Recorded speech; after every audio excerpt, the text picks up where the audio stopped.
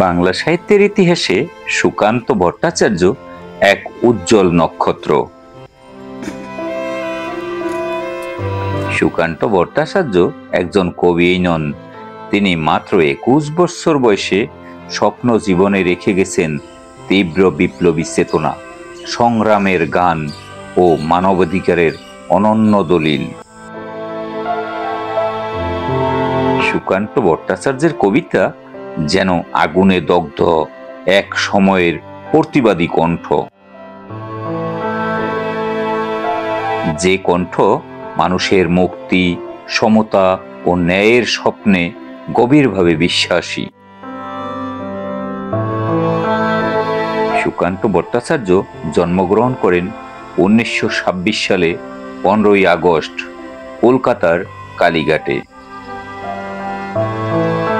কিন্তু তার পৈতৃক নিবাস ছিল কোটালীপাড়া উপজেলার সিকিরবাজার গ্রামে।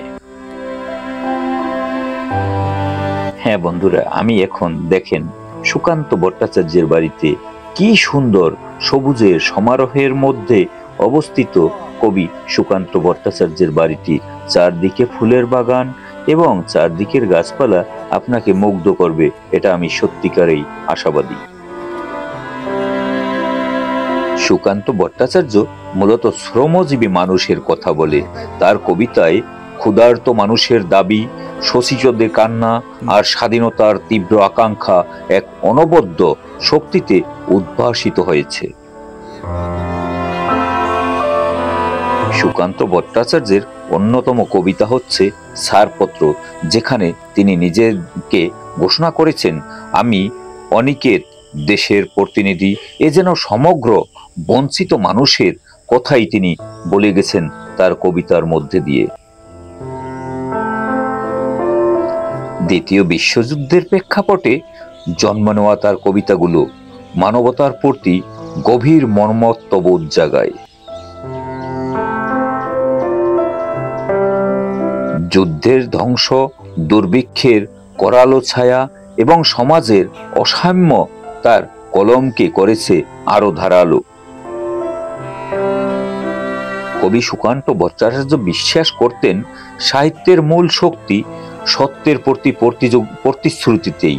তাই তার কবিতা ছিল কোমল নয়, বরং বাস্তবতার নির্মম প্রতিবিম্ব। কবি সুকান্ত ভট্টাচার্য তার ভাষায় সহজ সরল অথচ অদ্ভুত শক্তিশালী লেখনের মাধ্যমে ফুটিয়ে তুলেছেন। কবি সুকান্ত ভট্টাচার্য পাঠকের অনুভূতিকে নাড়া দেয় এমন শব্দচয়ন, তার কাব্যের তীব্রতা তাকে অন্য কবিদের থেকে আলাদা করে তোলে। সাধারণ মানুষের জীবন যন্ত্রণা, দুর্ভিক্ষ, স্বাধীনতার লড়াই, এসব বিষয় তার কবিতায় পেয়েছে গভীর শিল্পসত্তা।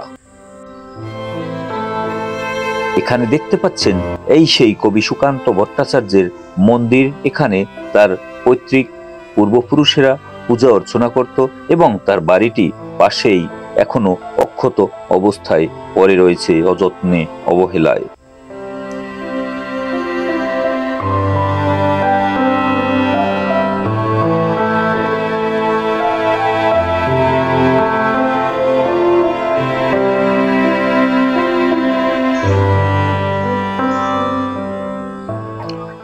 যেন সময়ের তুলনায় তিনি অনেক বেশি পরিণত ছিলেন, তাই তার মৃত্যুকে বাংলা সাহিত্য আজও এক অপূরণীয় ক্ষতি হিসেবে দেখে। বন্ধুরা, আজ এরই সাথে শেষ করছি কবি সুকান্ত ভট্টাচার্যের বাড়ি ভ্রমণ। সুকান্ত ভট্টাচার্য বলেছেন, স্বপ্ন দেখো, লড়াই করো আর মানুষের পাশে দাঁড়াও। বন্ধুরা, ভিডিওটি যদি ভালো লেগে থাকে তাহলে লাইক, কমেন্টস ও শেয়ার করে পাশে থাকবেন। আর ততক্ষণে সুস্থ থাকবেন এই প্রত্যাশায় আজকের মতো এখানেই রাখছি। ধন্যবাদ।